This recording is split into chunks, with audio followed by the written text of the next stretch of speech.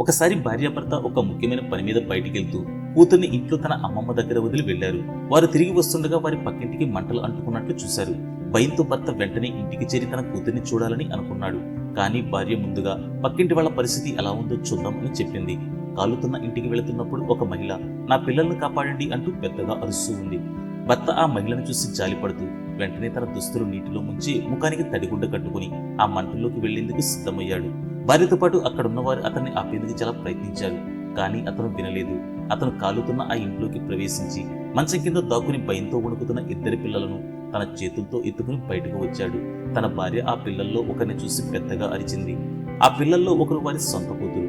అసలు విషయం ఏంటంటే పాప పక్కింటికి అమ్మాయితో ఆడుకుంటాను అని అడిగితే తన అమ్మమ్మ పంపించింది. ఆ సమయంలోనే ఆ అగ్ని ప్రమాదం జరిగింది. ఈ కథలోని సందేశం ఏంటంటే ఆపదలో ఉన్న వారికి సహాయం చేయడం మన కనీస ధర్మం. మనం చేసే ఇలాంటి సహాయం కొన్నిసార్లు మనకే మంచిని తీసుకొస్తుంది. అందుకే అంటారు, మనం మంచి చేస్తే ఏదో ఒక రోజు తిరిగి మనకి మంచి జరుగుతుందని. మీరేమంటారు?